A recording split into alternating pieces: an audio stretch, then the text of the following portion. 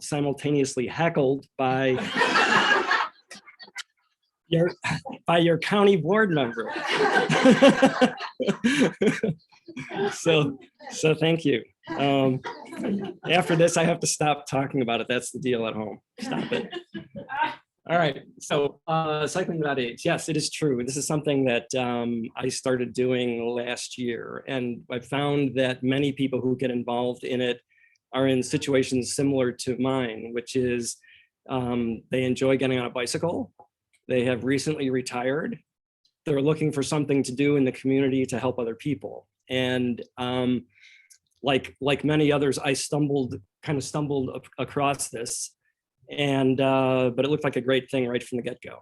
And it has been nothing but fun for me, but also the thing that's great about it is seeing the looks on people's faces and the responses that you get from the people we're doing this for. So we'll get into more about that as I take you through this. So as Lynn said, there are, well, first of all, I'll tell you that I'm a pilot, a navigator. I'll tell you what that means. I'm not flying a plane. I'm piloting the vehicle that we use for this. I'm also a navigator, and I'm also a member of the steering committee. So there's a whole bunch of stuff that several of us are doing with the organization. But as Lynn said, I think one thing that's really important to keep in mind is we're trying to provide access to nature to people. And why are we doing that? You know, we had the Conservation Congress a few weeks ago, and it came up there. It came up the last time we did the Congress. It's come up at all kinds of meetings and presentations. There are groups that are devoted to this, to getting people out in nature, because it's good for not only your physical well-being, but also your mental health. And here we have something that says it's found to improve sleep and reduce stress, increase happiness and reduce negative emotions, promote positive social interactions, and even help generate a sense of meaning to life. I think that's fantastic, and it kind of encapsulates all the different benefits in one statement. And where this is really important is thinking about the people who are potentially most isolated in our community. Elderly folks, especially those who live in assisted living facilities and physically are not able to get out and enjoy nature on their own. If you think about, especially during COVID, there were people who were literally, you might call it imprisoned. You know, they were locked up. They couldn't have people come and visit. They couldn't go out. It was a very, very challenging situation for them. So what we're trying to do is to help our older adults in our community reconnect with the wonder of nature, combining that with the joy of storytelling, getting them to interact with us, and then help reclaim their potential for growth, even with physical and or mental changes of aging. So those are the benefits. So where did this all start? There's a guy named Ole Kassow who is from Copenhagen. I always thought it was Copenhagen until I heard him say it. Copenhagen. That's the way they pronounce it in Denmark. He was the founder of Cycling Without Age. So in 2012, he loves to cycle, and in Denmark they cycle everywhere. And he was on his daily route, and he happened to pass a 95-year-old gentleman who was sitting out on a bench with his walker next to him, enjoying the sunshine, but he wasn't up and moving, going anywhere. And he had this thought that, you know, there are so many people who cycle through Copenhagen. This guy must have done that at some point in his life. And what is it like to go from that kind of activity and being outdoors to now where, you know, you're kind of stuck? And it gave him an idea, and that was to rent a bicycle rickshaw, basically, and take it to a local nursing home, just on a whim. And he offered to take residents for rides.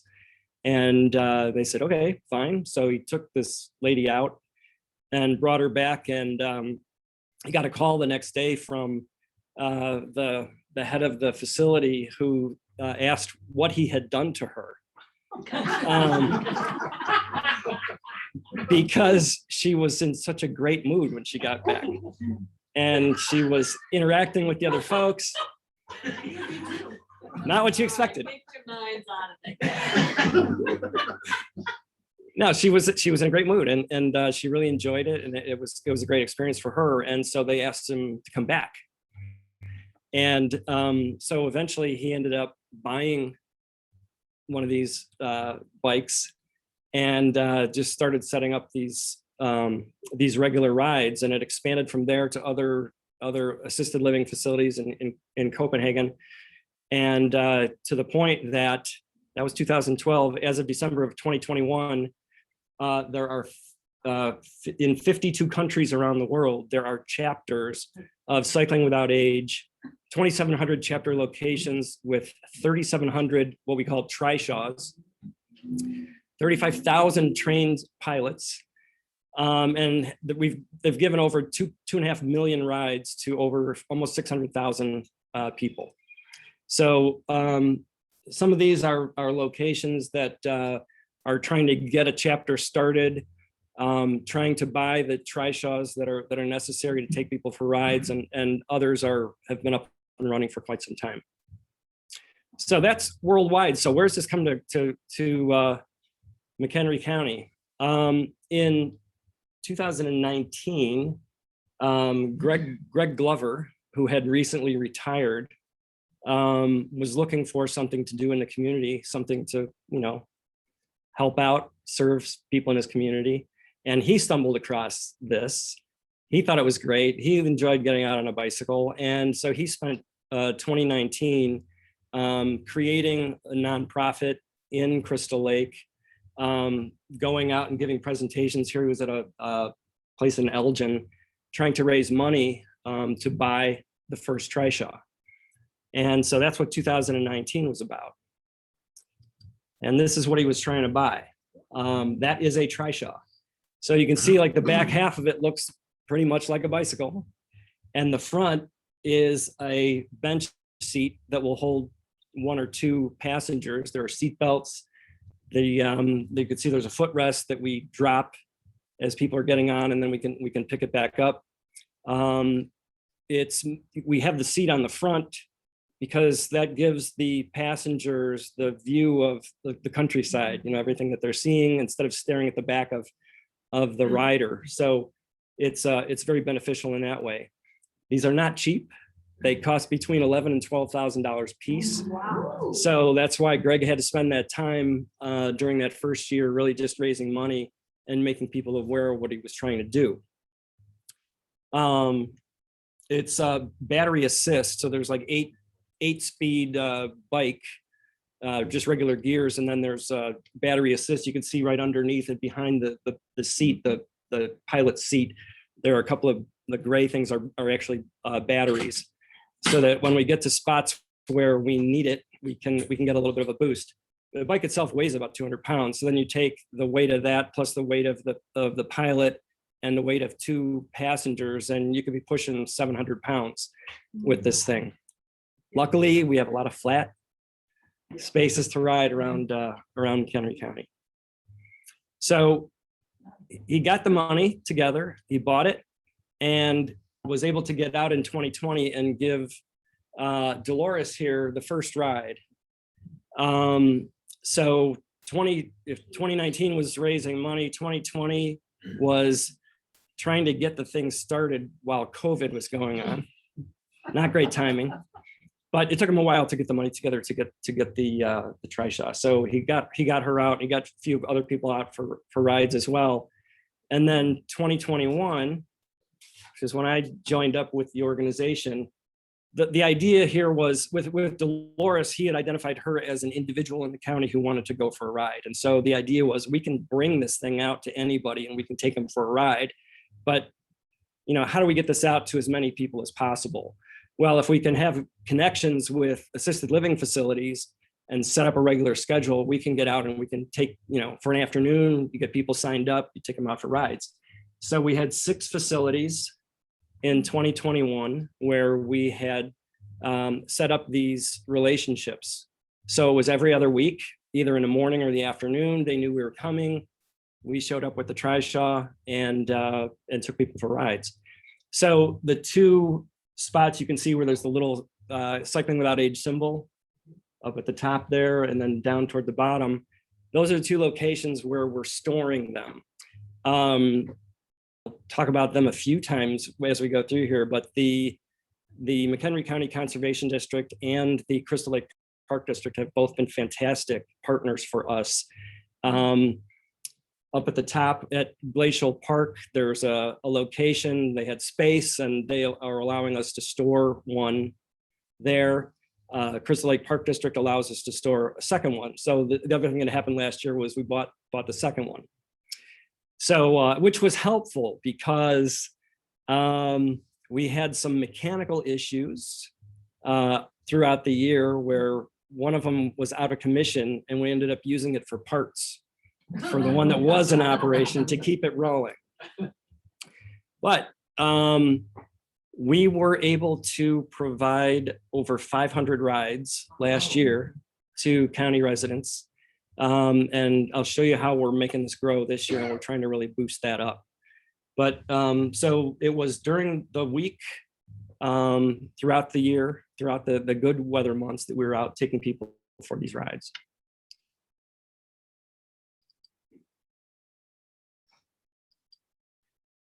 And we're not moving forward. There we go. All right. So here we go in action. So what we're typically doing, well, so first of all, the pilots and training. You don't just want anybody just jumping on this thing and riding. I mean, it's not difficult to learn, but there are some quirks to it. You need to figure out how to operate that footrest. You need to make sure you know how to check to see that the batteries are charged. You need to know how to get the electric assist on, because you don't want to be mid-hill and figure out that when you've got 700 pounds, you're trying to get up the hill and trying to figure it out.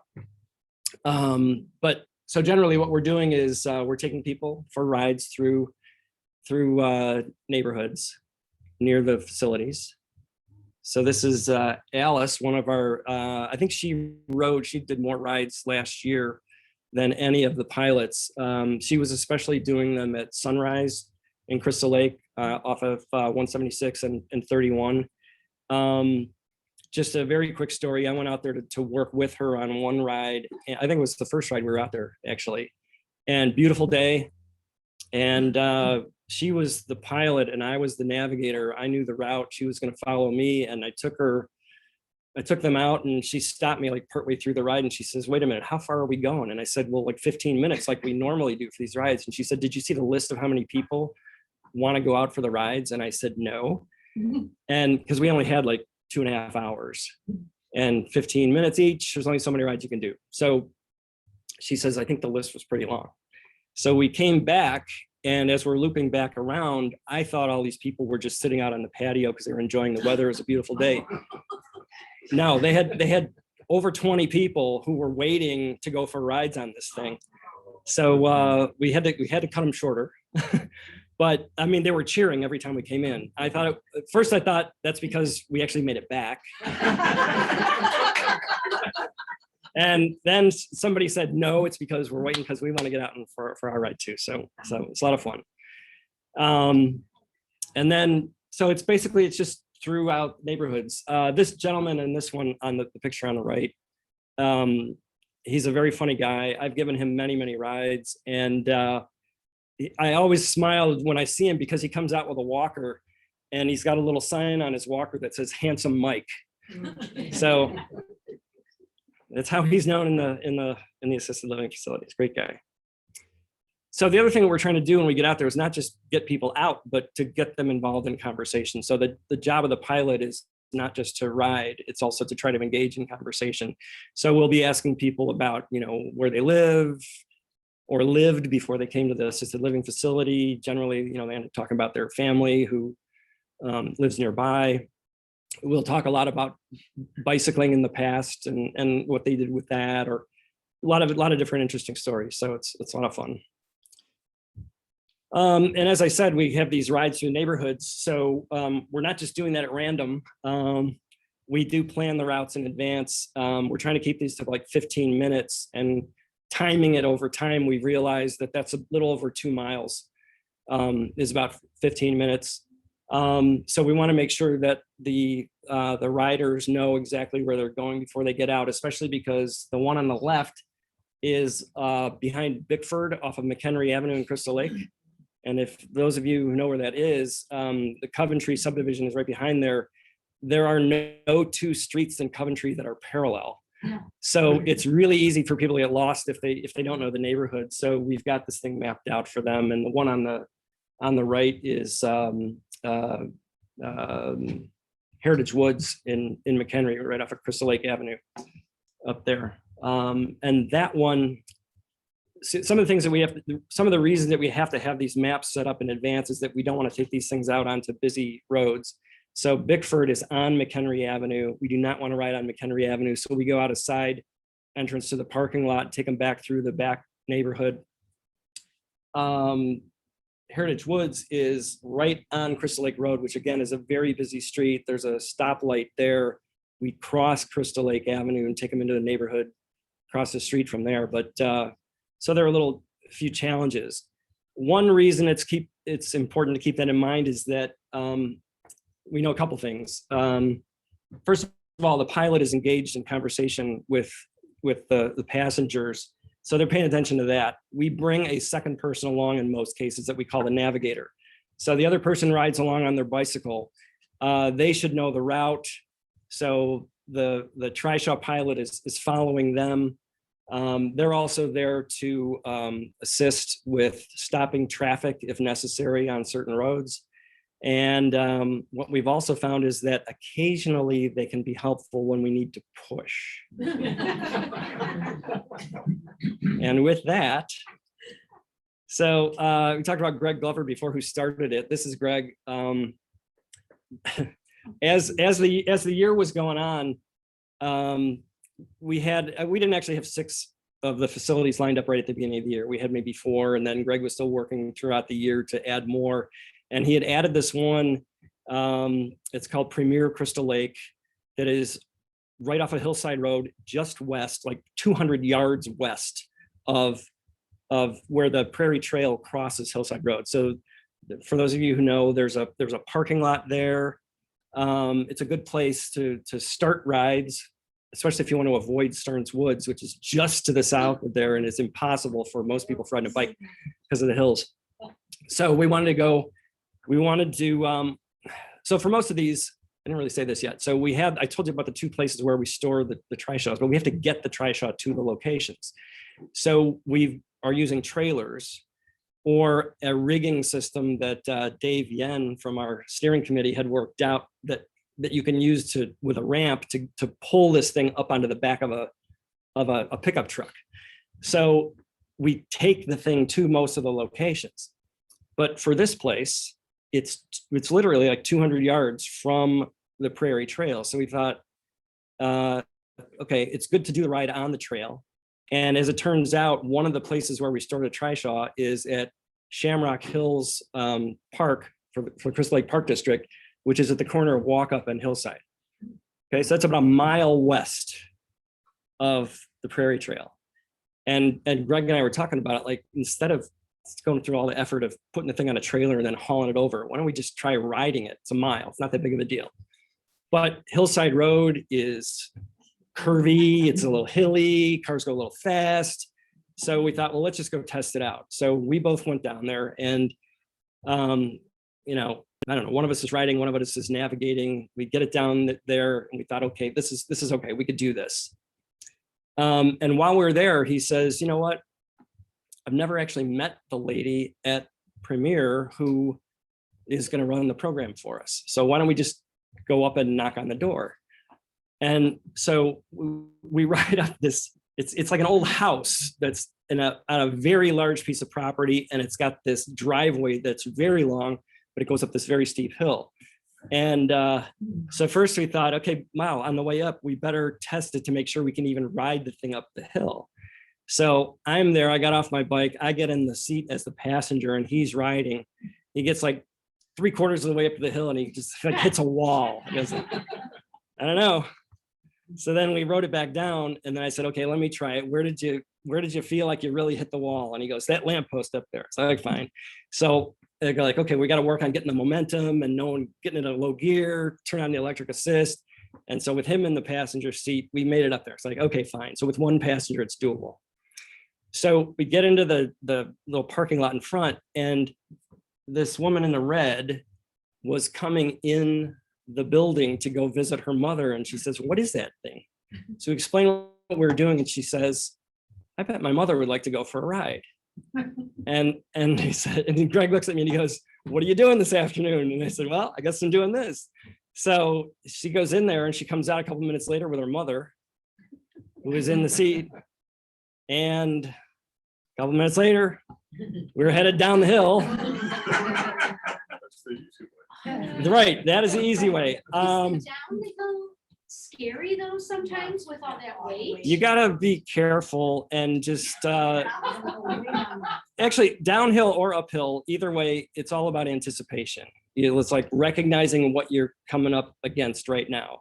I mean, I've told people when you're hitting a hill, you've got to make sure you've dropped into a low gear before you get there. You got the electric assist ready to go, and make sure that your strong foot is about 3/4 of the way from pushing through the top on the pedal. So if you have to stand on it to get it started, that's what you have to do. And so that's why the pilots are all trained. We take people out and make sure that they know how to, not only how to operate the thing, but how, when you get into these certain situations, you can, get yourself out of them. So, but yeah, the thing can build up speed pretty fast when you're going downhill. So that's Greg taking them down. And I think I had my bike up there at the time. So I hustled past him and caught him on the way down. So I said, roller coaster hands. So that's what they were doing on the way down. So it was great. And then, so we got down, we took him on the trail for like a half an hour ride and came back. And we got back up to the house, and these two were sitting outside waiting to go for their ride. So we took them back out on the trail. And these are, again, these two I've taken on rides many times. So that's the thing, is that they get out once and they're always ready to get out and do it again. In fact, watch the time. My favorite story of all is actually at Bickford. There's a man who does not look like he's old enough to be in the situation he's in. He looks like he might be early 60s tops. But he has very severe Parkinson's. And this guy needs 2 people to help him get into the seat. And so the first time we were out there and we took him for a ride, his wife was actually there visiting, and she came along as the other passenger, and he can't speak. So she was the one talking, and she talked about how they always like to go out as a family for bike rides. And so that's why he really looked forward to the idea of doing this. And the next, 2 weeks later, when we came back, he was waiting by the front door with his walker. His room is at the very back of the facility. And I told you he needed 2 people to help him get in the seat. He used the walker by himself from the back of the facility, made his way to the front because he knew we were coming, and he couldn't wait to get on the thing. So it's fantastic. So, it said we're going through neighborhoods for the most part and around the facilities, but these rides that we were doing from this facility where we're getting on the trail, brought up some other ideas. Like, okay, we're doing this for people who are in assisted living facilities, but what about people who are not, but are living in their own somewhere, and they could use the experience as well. So through our Facebook page, we started posting that we would do rides, like pre-scheduled rides. We would meet people at the hillside parking lot on a Saturday, and we would just have the thing there, and they would show up, and we'd start taking them for rides. So we started doing that.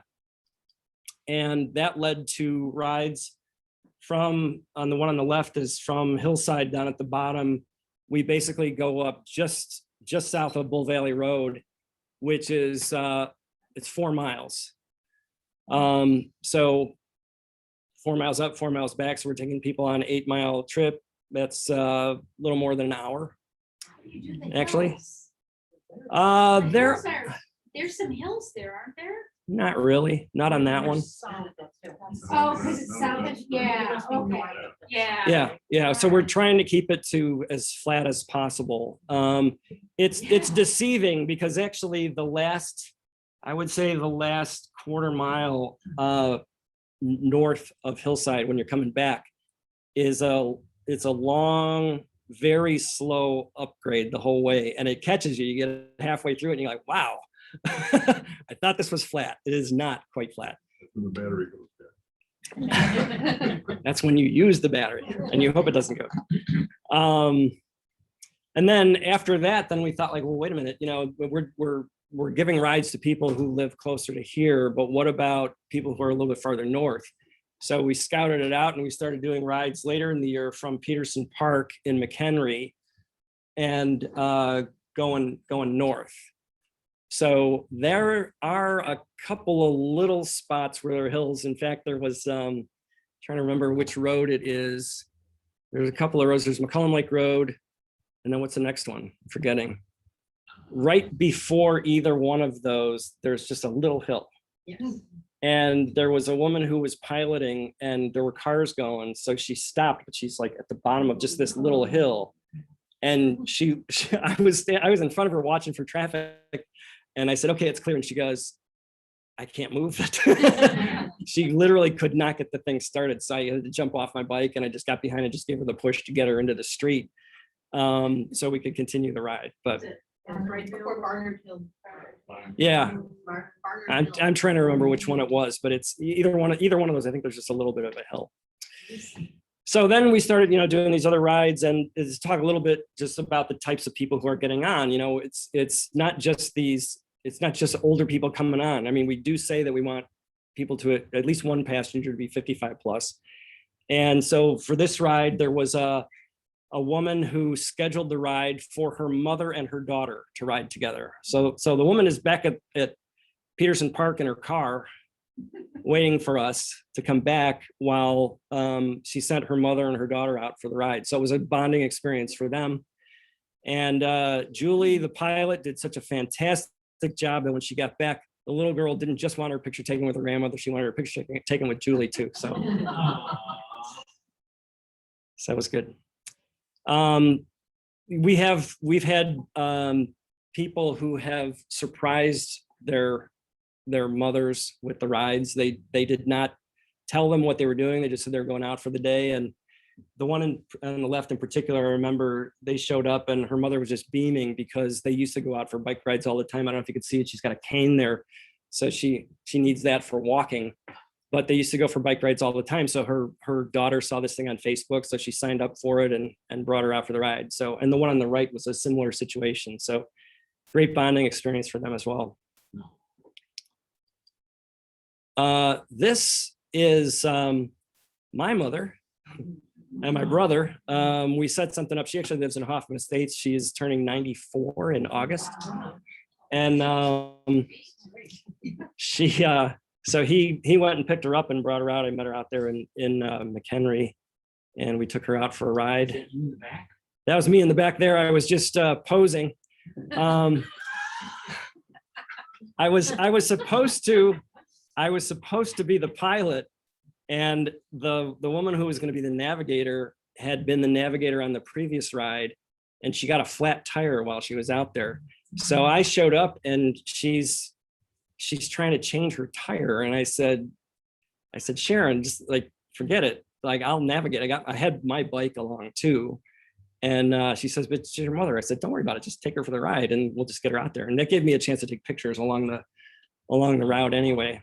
But the thing that's fun about it is, as I said, we're trying to get people to tell stories and talk about it. And for my mother, it was great because, I don't get old pictures from all of our passengers, but I did have access to hers. So, that's her in the 1940s on the left on a bicycle. And then it got her talking about her older brother teaching her how to ride a bike when she was a kid. And that led to a lot more family stories. But the one on the right, that's her bottom second from the right.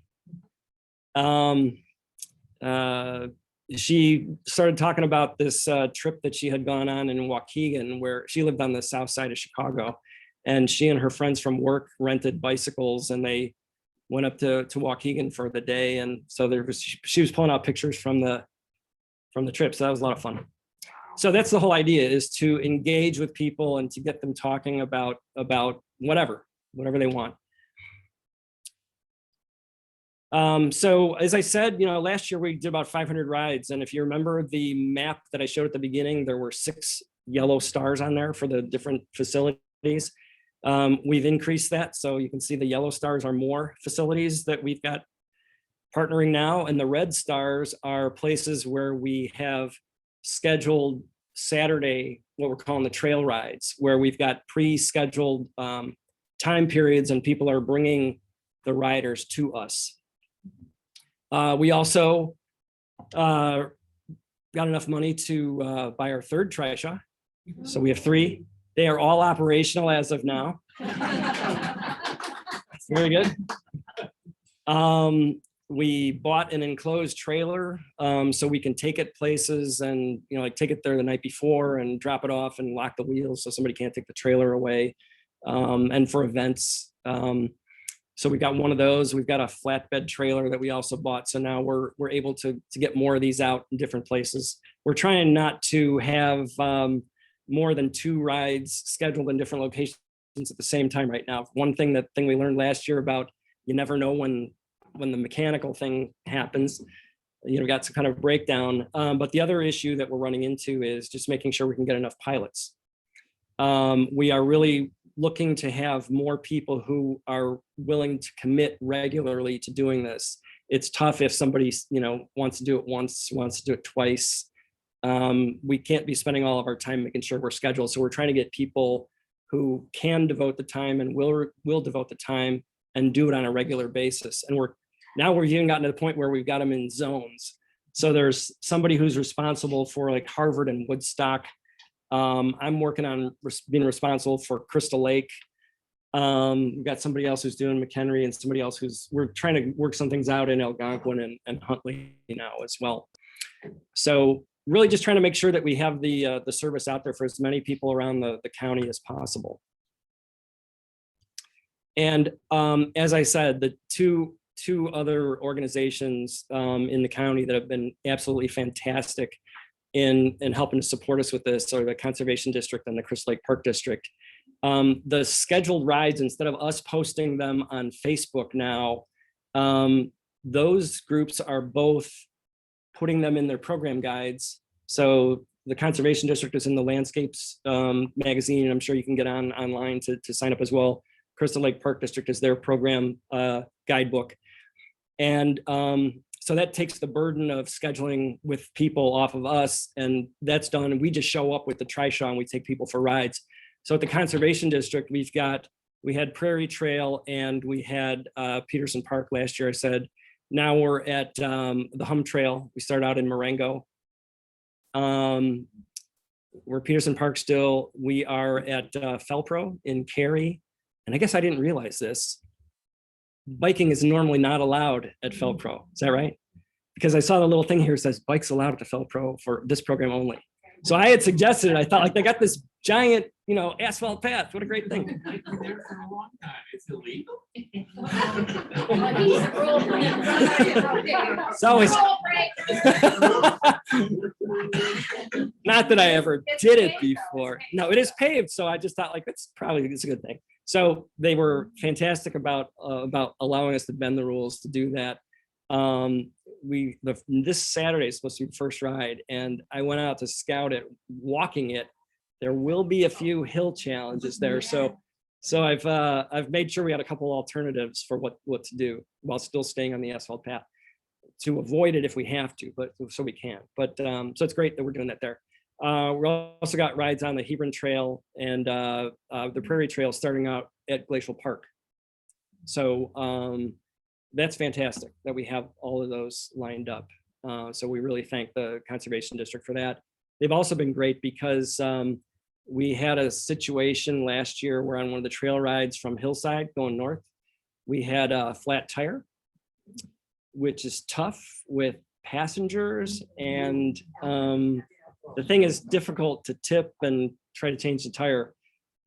We did it, but it led us to, think about how we have to anticipate a few things. And so we've got things worked out with the police department, the Conservation District, that I've got like a hotline to them directly. And especially if we let them know in advance where we will be, they can have an officer who's maybe stationed within a quick car ride or bike ride to us to help out if necessary. So they've been fantastic about that. And then the park district, we've got things set up at Lipple Park, and we'll be starting out on Sundays during farmers market at the Dole Mansion. We'll be taking people for rides from there, so people can sign up for 30 to 60-minute rides. So that's fantastic that we have that going. Now we're trying to set some things up with a couple of the other park districts in the county as well. And here it is, first rides of 2022. This last weekend, we were out on the 30th. We had 2 rides with dogs over the weekend. There was one that was a seeing eye dog that was out for a ride, along with their person, yes. But so obviously it was a little chilly, but people were dressed for it. We've got couple of these massive sleeping bag type things that we can use too for people to bundle up. So we showed you what we're doing. Our goal really is this is the kind of like the motto of the international organization. It's to provide the right to wind in your hair. So that is really what it's all about. We're trying to provide that to as many people as possible.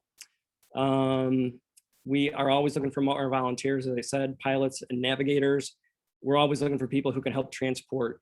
People have a vehicle large enough with a trailer hitch who could help us to get that along, administrative support, fundraising, grant writing, and certainly donations. So you can check us out. We do have a web page, and we are on Facebook.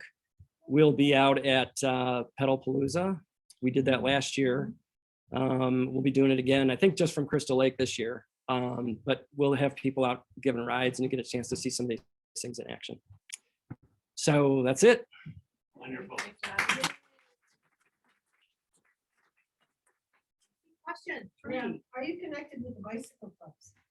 McHenry County Bicycle Club.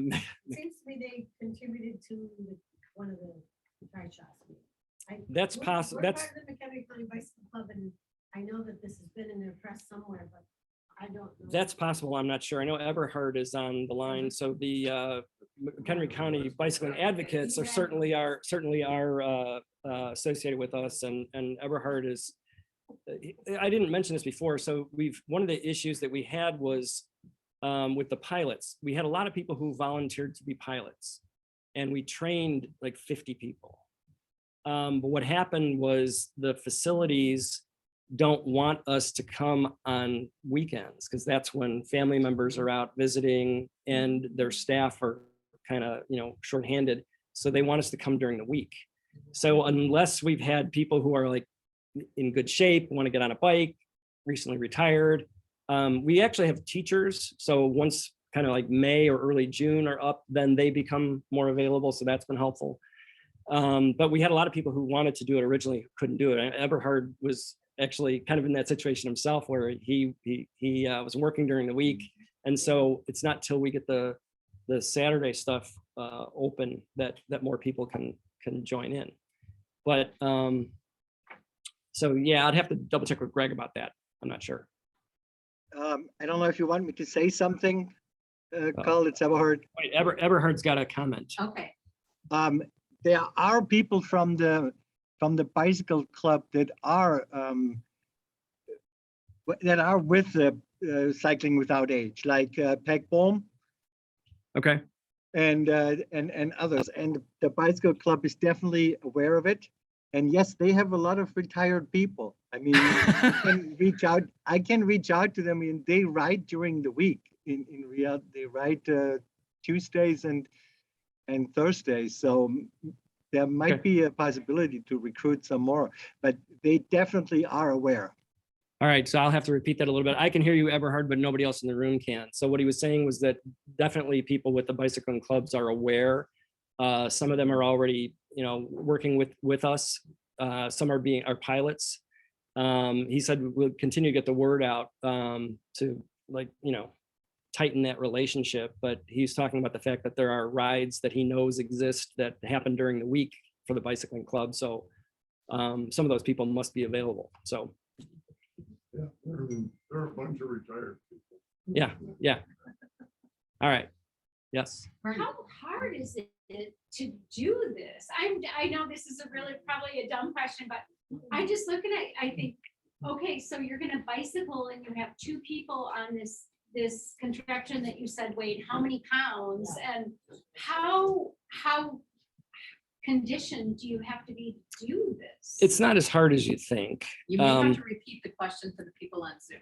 Okay. Oh, So the question is, how hard is this physically for people to actually do this, to ride these, especially with all the weight that we're talking about? So yes, I did maybe overemphasize the weight on it. So between the gears and knowing how to use the gears and just making sure you're riding in a low gear, that's helpful for the first thing. And the second is just knowing when to kick in with the electric assist. The electric assist has like 4 levels, and it is truly helpful to use it. There are rides that I go on where it's flat and I never use the electric assist at all. So, it's like once you get going, it's fine. And it's a lot of flat areas. There are places that are a little bit more challenging, like this thing at Premier Crystal Lake that I talked about. We kind of changed our protocol on it. I mean, I think I'm the only person who's ever piloted there.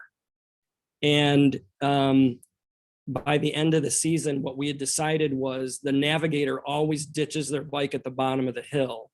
And we stopped with anybody riding the thing at all. The two of us, the pilot and the navigator, both grab onto one handlebar and hand behind the seat and push, because we get better leverage when we're doing it. That's a crazy scenario. And that we only make sure that people who really are fit and can do it are working it. In fact, I but recruited. even if you go down a hill, I mean, No, that's not a problem. no, it's just like, this is why we take people out without passengers, to just get used to using it and to riding it and seeing how it is. And then when they're in training, we have multiple people going through training at the same time. So somebody's piloting while the other 2 trainees are the passengers. So you got people doing it. And we make sure that we take them in a place where it's mostly flat, but there are a couple little challenging things, so they get a chance to get a feel for it. We do have people who want to do it, but they don't want to pilot. They will say, I'll navigate, but I don't ever want to pilot. And, for whatever reason, and that's fine. We have other people who will go ahead and do the piloting. But the quirky stuff where it's a problem is pretty rare. Thank you. Marty? Okay, you have these covers Yes. over the passenger seat, which is a good thing, I can imagine. Sun. And so on. Mhm. How is that with navigating? I can imagine that those would be difficult for the, Yeah, so we don't always use them. I mean, if it's a very sunny day and we're going to be out on a longer ride and there's not going to be much tree cover, then we'll definitely use it. There's in the top of it, you can't really see, there's a plastic cutout that allows you to see through it. It's ripply, so it's not great. I did have a picture of, I showed you Alice, who did a lot of our rides last year. You barely see. I have a picture that I took of her while she was piloting from the side, and you could tell she can't see completely over it to see right in front. You have to see far in advance. That's why it's also necessary for us to have the navigator there. So they're the one that's out in front, and the other person is kind of following their lead rather than worrying about what's in front. The rides are slow. We're not going fast. So it's not like you're often coming on something that you don't anticipate and too fast where you gotta, make a quick thank you. jog. The turning radius with those 2 wheels and seems so wide. I imagine you can't turn around on the trail. Pretty wide. It does have a reverse mode. It's very slow, but we can get it to go in reverse. So we've taken it on the trail where we had to make like a 3-point turn, and it can be done. But what we also try to do on the trail is to mark off turnoff points. So there will be roads, like when you go from Hillside north, Edgebrook is the second street that you cross. And that's actually a turnaround point for us. So there's a neighborhood that's off to just to the northeast of there that we go into and we turn around and come back. So we try to anticipate those things. Even going from Peterson Park up to Bull Valley, we do not want to take this thing on Bull Valley Road or across Bull Valley Road. That I know there's work being done now to try to figure out how to change that intersection between the trail and the road to make it safer for people. But there's a subdivision just south of Bull Valley Road, and there are 2 asphalt cutoffs that go from the trail into that neighborhood. And so we can actually get off and turn around and come back. So we try to anticipate that stuff so that we don't get ourselves into too much trouble. Great program. Continue. Lynn, you got any- wait, let me go to Lynn in the back. Do you have anything from the people on chat? Okay, No, not so far. I just want to make sure. Go ahead. I wonder if you have a relationship with Misra, which they're not all old people, but there's people with disabilities. There's also an assisted living building near Misra. And Misra is like a few blocks from the ferry. Yeah, repeat the question. Yeah, so the question is, do we have a relationship with NISRA? We've got, because the question is that there are people who are not necessarily elderly, but are disabled who would benefit from this. And there's also an assisted living facility that's near there. Which facility is that? Do you remember? It's a housing for low-income seniors. so Oh. they're not all of them. Yeah, that I'm not sure about. The question has come up, should we be offering it to a broader range of people? And so it's not something we're doing yet, but it's something that we'd be potentially looking to do going forward. We still have more assisted living facilities that we're trying to connect with. And so it's like this whole thing about get more trishaws, get more pilots, get more, we got to kind of tie all that stuff together. And this is all volunteer doing this. Nobody's paid, like internationally, nobody is paid for this stuff at all. It's all through grants, donations, any kind of fundraising that we can do, and volunteers doing all the work. So great stuff. Do you have a special kind of insurance? Do they have to sign a waiver? Anybody reluctant on that score? Everybody signs a waiver. All of the pilots, navigators, and the passengers sign a waiver one time, and then we take them. We've got insurance for people who are part of the organization, but that's kind of the way we handle that. Elizabeth. Yeah, and this is amazing, and thank you and everyone that's been involved with this. I think it just provides access that wouldn't be possible. I'm curious if with the supply and demand, so if you had more funding for the trishaw bikes, do you have enough pilots and navigators to support you, or where's your actual need? Is it both, or how are you as far as demand? Because it sounds like you're building this great demand. It's the pilots probably more than anything. We had the steering committee get together at the end of the season last year to talk about it. Like, what do we want to do? Because Greg has this vision of, connecting with every assisted living facility in the county. And, we had a core group of people who were doing rides constantly. And, there's like a handful of us where anybody would call at the last minute, we need a pilot. We got these rides scheduled, and somebody would jump up and show up and do it. But we had too much of that going on where we didn't have it scheduled far enough in advance. And part of it is just scheduling, that we had people who were actually reluctant to sign up for too many. I know I was doing this at first, and I know somebody else who was doing this too, where we have an online, sign up sheet, and I would get on and I would sign up, and I was like, okay, I signed up for 5 events, 5 things coming up, and I don't want to take them all. I'm going to give somebody else a chance. And then I wouldn't sign up for more. And then they would end up calling me or a few other people, when it got close to the time, like, okay, we didn't get anybody.